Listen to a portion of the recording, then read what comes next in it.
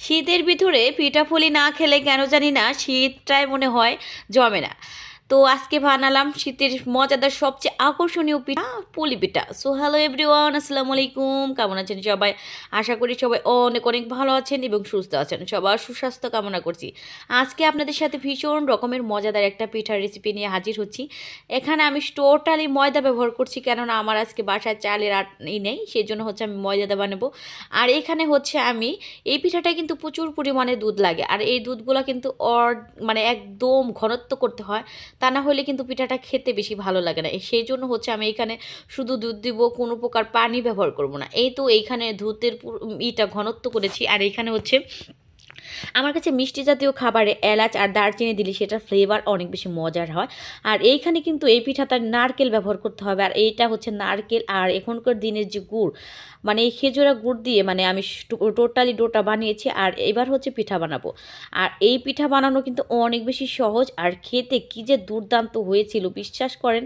একবার হলে আপনারা খাবেন, দেখবেন এত ভালো লাগবে যেটা বলার মতো না।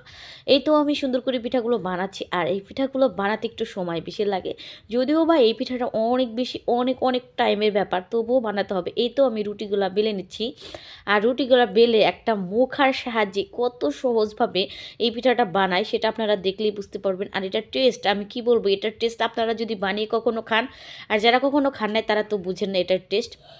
এই তো এটা হচ্ছে আমার মানে মশলাদানির একটা কৌটা, সেটা দিয়ে আমি সুন্দর করে পিস পিস করে পিঠা বানাবো, মানে যে কারণে পিঠাগুলো অ্যাকোরেট হয়। অ্যাকোরেট পিঠা কিন্তু অনেক বেশি সুন্দর, আর অ্যাকোরেট প্রত্যেকটা জিনিসই কিন্তু অনেক বেশি সুন্দর। সেজন্য হচ্ছে আমি অ্যাকোরেটভাবে সবগুলা জিনিস বানানোর ট্রাই করছি। এই যে দেখেন অ্যাকোরেটভাবে আমার সবগুলা পিঠা হচ্ছে। আর এই যে হচ্ছে আমি ডো দিয়ে সুন্দর করে এটা পিঠা বানিয়ে নেব। আর এই তো দেখেন কি সুন্দর, এই পিঠাগুলো বানানো কিন্তু এত বেশি হার্ডলেস না, মানে দেখতে কঠিন হইলেও কিন্তু আসলে এত কিছুই না। আপনারা চাইলে বাসায় এইভাবে বানিয়ে খেতে পারেন। আর এই শীতের ভিতরে এই পিঠা ছাড়া আমার কাছে কেন জানি শীতটা অসম্পূর্ণতা থেকে যায়। এখন আমি এই পিঠাটা আজকে বানাবো ভাবতেছি, তো ভাবলাম যেই ভাবা সেই কাজ। আমি আবার হুটহাট সব জিনিস বানাই এবং কি সব জিনিস খাই, সেটা আপনারা অনেকেই জানেন যারা আমার নিয়মিত ব্লগ ভিডিওগুলো দেখেন, তারা প্রতিনিয়ত দেখেন। আমি সত্যি গ্রামের মানুষ, সাধারণভাবে জীবনযাপন করে, আর সাধারণভাবে জিনিসগুলো আপনাদের মাঝে তুলে দেওয়ার চেষ্টা করি।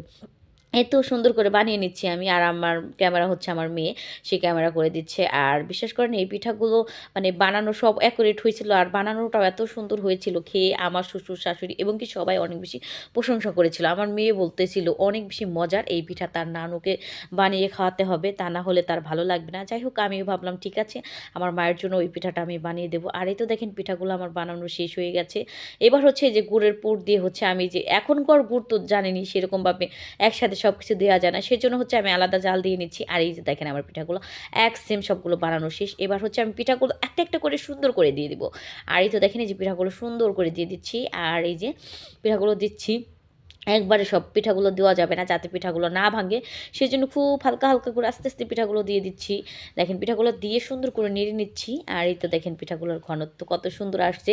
এখানে আমি টোটালি শুধু মানে একদমই পানি ইউজ করি নাই। আর এই তো দেখেন আমি আলাদা আগে থেকে টেস্ট করে দেখছি, না ঠিক আছে। এইবার হচ্ছে আমি গুড়টা দিয়ে দেবো। বিশ্বাস করেন এখনকার যে দিন আর যুগ, সব কিছু একটু অন্যরকম, সেই জন্য হচ্ছে আমি আলাদা সব দিয়ে দেখছিলাম।